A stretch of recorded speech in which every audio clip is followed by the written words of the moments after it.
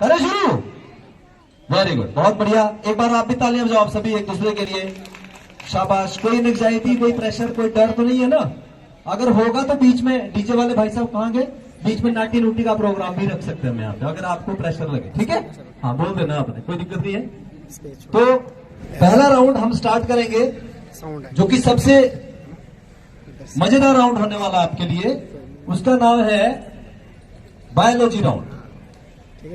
ठीक है, देखो राउंड शुरू करने से पहले, क्योंकि जब राउंड शुरू हो गया तो हमारी गेम शुरू हो जाती है, और हमारा जो क्विज के रिजल्ट है उसके बाद ही हमारा क्विज समाप्त होगा।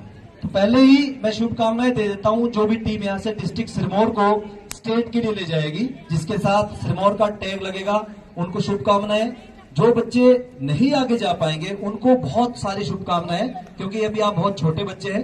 नेक्स्ट ईयर आप बहुत अच्छी तैयारी करके आएंगे, क्योंकि कहते हैं कि तूफान में कभी ताश का महल नहीं बनता, तूफान में कभी ताश का महल नहीं बनता, और रोने से कभी भी बिगड़ा हुआ मुकद्दर नहीं बनता। जो पाना चाहो और ना पा पाओ तो कोई भी, ना तो एक हार से कोई फकीर और ना एक जीत से कोई सिकंदर बनता है। अब ये मत समझिए कि एक हार से आप लोग लूज हो जाएंगे या एक जीत पाकर आप सिकंदर बन जाएंगे, क्योंकि आप बहुत मुश्किलें हमारे पास अभी जिंदगी में आती रहेंगी। तो शुरू करते हैं हम अपना पहला राउंड, जिसका नाम है बायो राउंड। और आपको मैं बता दूं सभी को कि ये एंटी क्लॉकवाइज और क्लॉकवाइज राउंड स्टार्ट होंगे। तो हम पहले टीम ए से स्टार्ट करेंगे। आपको मैं चॉइस दूंगा, आपने एक कार्ड चुनना है और अपने पास वहां पे रख देना है। ठीक है,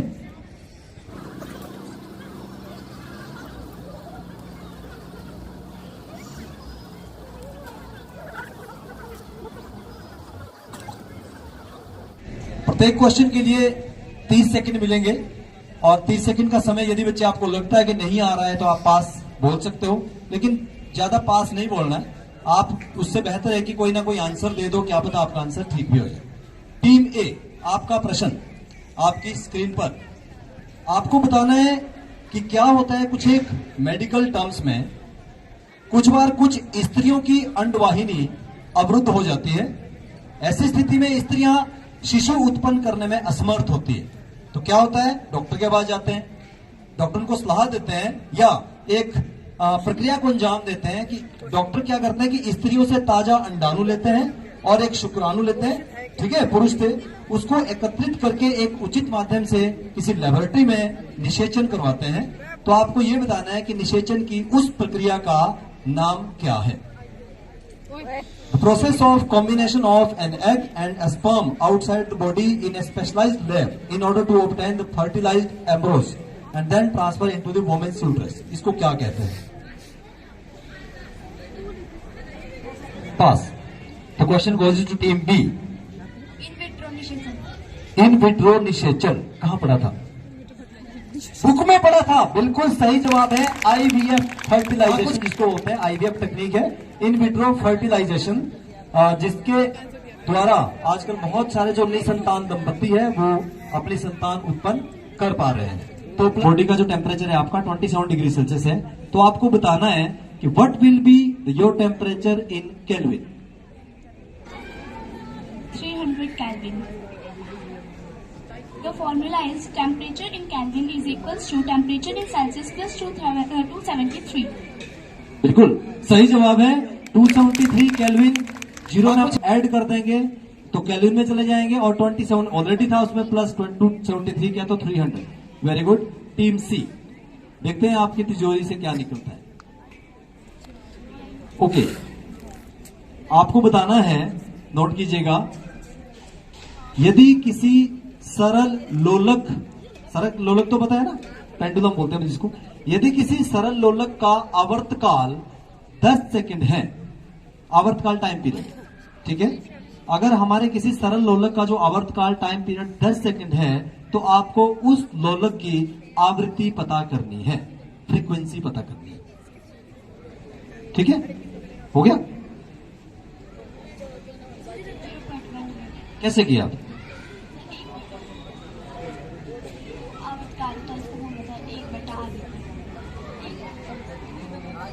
ठीक है, देखिए मैं बच्चों से ना दोबारा से पूछ रहा हूं, कैसे किया कैसे किया कैसे किया। मतलब आप समझ रहे हो ऐसा क्यों कर रहा हूं मैं, कि बच्चा तुक्का तो नहीं मार रहा है, लेकिन नहीं भाई, ये बच्चे पढ़ाई करके आए हैं, बहुत अच्छे डीप इन्होंने फॉर्मूलाज पढ़े हैं, तभी 10 मार्क्स टू टीम ई। तालियां नहीं बज रही काफी देर से, हाँ तालियां तो बज जानी चाहिए। हाँ कुछ टीम सी, सॉरी टीम सी। फिर पेन निकाल लो, ये सारे पेन ही आ गए फिजिक्स में, सारे के सारे है ना। चलो क्वेश्चन आसान है, सिंपल है। कोई कार 40 किलोमीटर प्रति घंटा की स्पीड से चल रही है, ठीक है, 15 मिनट में कितना डिस्टेंस तय करेगी? उसके बाद सुन लो ध्यान से, 40 किलोमीटर प्रति घंटा की चाल से चली 15 मिनट तक, उसके बाद उसे ध्यान आया कि नहीं मुझे तो जल्दी जाना है, उसने अपनी स्पीड बढ़ा ली और 60 किलोमीटर प्रति घंटा की स्पीड से फिर चला 15 मिनट। तो आपको यह बताना है शुरू के 15 मिनट और बाद के 15 मिनट में कुल कितना डिस्टेंस कवर किया। आराम से सोच के बताना है। पहले 15 मिनट में स्पीड थी 40 किलोमीटर और दूसरे 15 मिनट में स्पीड थी 60 kilometre per hour. Total distance in 30 minutes. Time out. 20 kilometre. अभी आता हूं वापिस, 1 किलोमीटर मैं भी घूम के आता हूं, तब तक पास।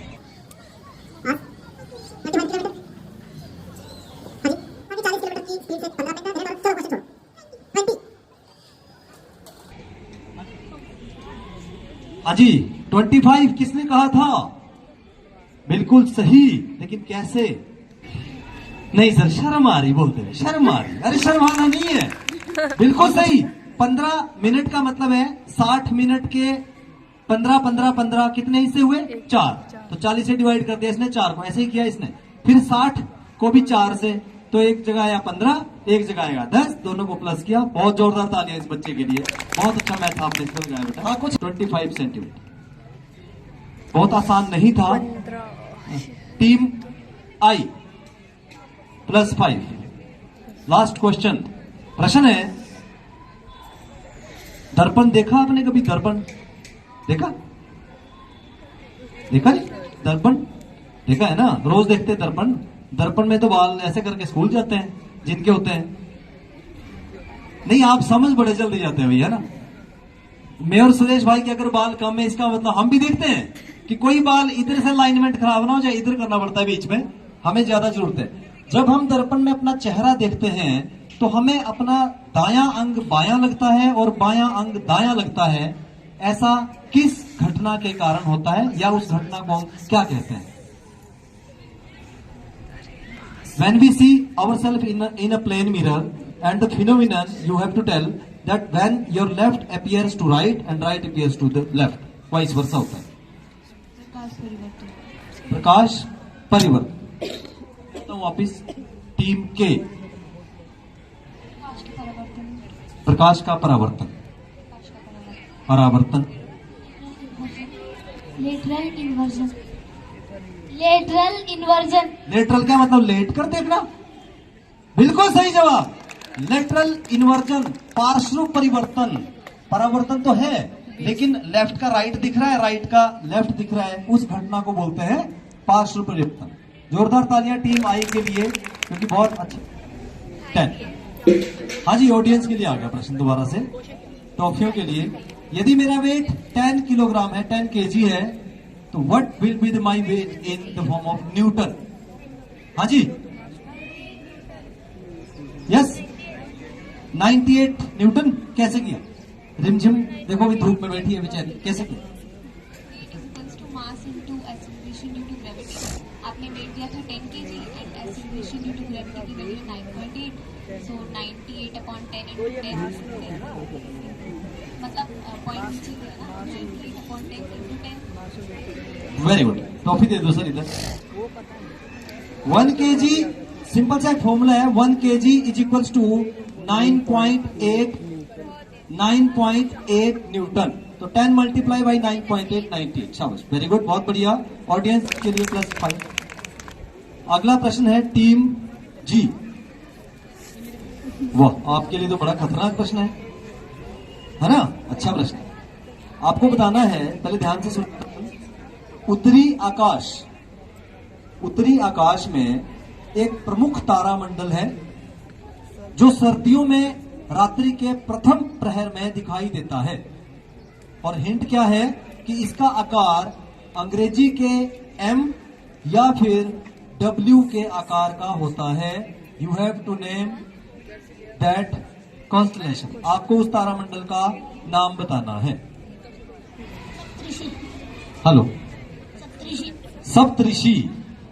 चलो कोई नहीं, ओके। कैसियोपिया, कैसियोपिया, कैसियोप्रिया, बिल्कुल सही जवाब कैसियोपिया। W और M की थोड़ी सी विकृत आकृति है इस तरह से, और वो दिखाई दिया है। आपने कभी अपने आप देखा है या बुक में ही देखा है? कब देखा? नानू ने दिखाया? क्या करते हैं आपके नानू? उन्होंने ये कहा कि this is Cassiopeia. Yes, Hindi में बताया कुछ अजीब सा नाम। तो बहुत बढ़िया, आपके नानू को भी बहुत बहुत बधाई और आपको भी बधाई, क्योंकि आपको 10 मार्क्स आपके नानू की वजह से मिले हैं। 10 के 5 मार्क्स। अच्छा, बोनस 5, कोई बात नहीं। आपका अपना प्रश्न आ चुका है टीम F का। ध्यान से सभी पेन पूर्ण निकाल लो। फिजिक्स में पेन तो निकालने ही पड़ते हैं थोड़े, है ना। क्वेश्चन क्या है? यदि दो समतल दर्पणों को परस्पर 60 डिग्री के कोण पर आपस में रखा जाए और उनके बीच में एक सेब रख दिया जाए, ठीक है, तो आपको बताना है कि हमें कितने सेब दिखाई देंगे। How many images will be formed of an apple if two plane mirrors placed at an angle of 60 degree and an apple is placed between them? Infinity apple, खूब सारे एप्पल दिखाई देंगे हमें। ओके, अब अभी आगे चलता हूं टीम E की ओर। कितने एप्पल दिखाई देंगे? 2 एप्पल दिखाई देंगे। 5 एप्पल दिखाई देंगे। 5 4 5 कैसे दिखा? 5 किसने बोला था? कैसे दिखाई देंगे 5?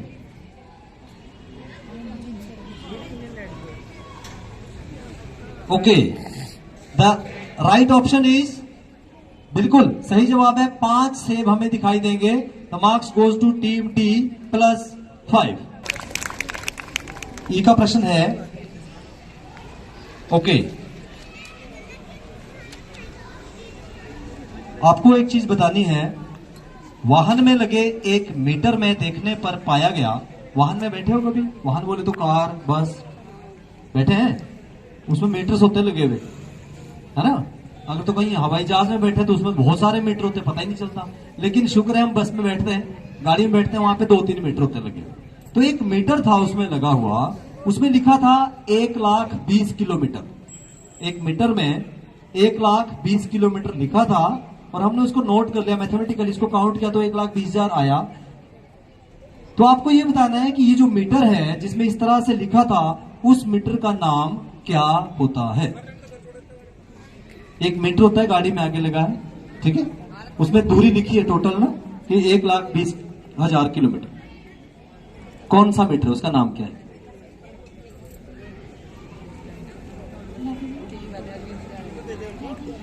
रेगुलेटर नहीं, ये ओडोमीटर। कैसे पता लगा ओडोमीटर? क्या करता है ओडोमीटर? सर वो कि हमने कितना डिस्टेंस कवर किया, कितने सेकंड से। तो दूसरा मीटर कौन सा होता है गाड़ी में? स्पीड। वो क्या? सर वो स्पीड को कैलकुलेट करता है। ओके, बिल्कुल सही जवाब है, ऑडोमीटर। +5 to team D। जो स्पीडोमीटर होता है वो हमारी स्पीड को कैलकुलेट करता रहता है, कितनी स्पीड से गाड़ी जा रही है, और जो टोटल लिखा हुआ डिस्टेंस आता है दैट इज ऑडोमीटर।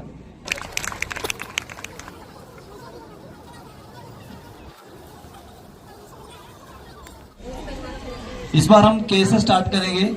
तो पहला प्रश्न है, बहुत आसान है, थोड़ा सा कंफ्यूजिंग हो सकता है। आराम से 30 सेकंड का समय सोचना है, उसके बाद आंसर देना है। आपको उस यंत्र का नाम बताना है जिसमें यांत्रिक ऊर्जा को विद्युत ऊर्जा में परिवर्तित करते हैं। या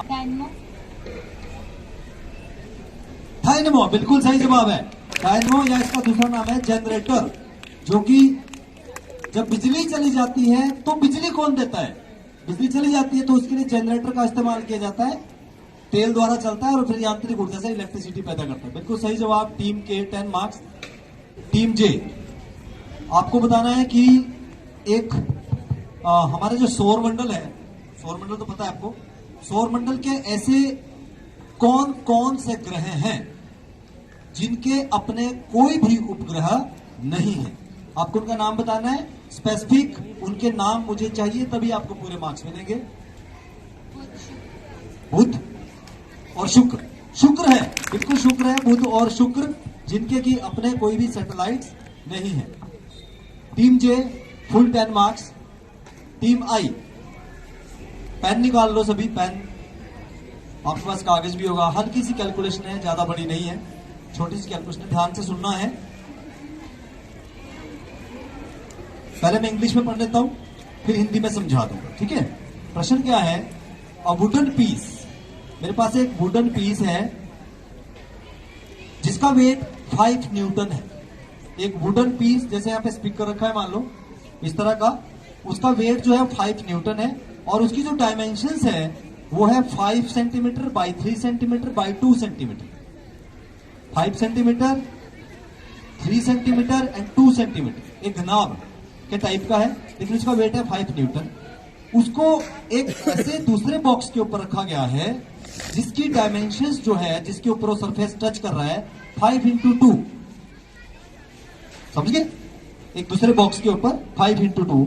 आपने बताना है कि what is the pressure exerted by the next box, जो नीचे रखा बॉक्स है वो ऊपर वाले बॉक्स से कितना प्रेशर एक्सर्ट कर रहा है।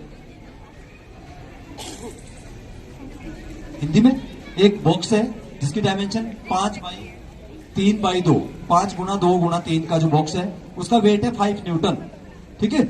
उसको एक दूसरे बॉक्स के ऊपर रखा गया है जिसकी डायमेंशन जहां टच कर रहा है 5 बाई 2 है, ठीक है। तो अब आपने बताना है कि उस बॉक्स द्वारा कितना एरिया, सॉरी, प्रेशर महसूस किया जा रहा है।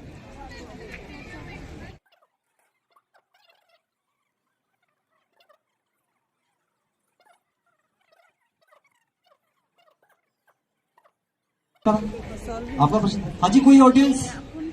यस जी, इधर आओ, गलत बताती है, इधर आओ। बहुत सुंदर जवाब दिया, 0.5 न्यूटन, लेकिन ये बताओ कैसे किया जी? हाँ कोई बात नहीं, मतलब मेरा आंसर 0 पॉइंट कैसे निकाला? वेरी गुड, बहुत बढ़िया सर, टॉफी दे दो इसको। जो हमारा आंसर है that is force per unit area. Force कितनी थी? 5 न्यूटन, और जो एरिया था वो 5 इंटू 2 था, तो डिवाइड करना है टीम के एच, सॉरी एच का प्रश्न है।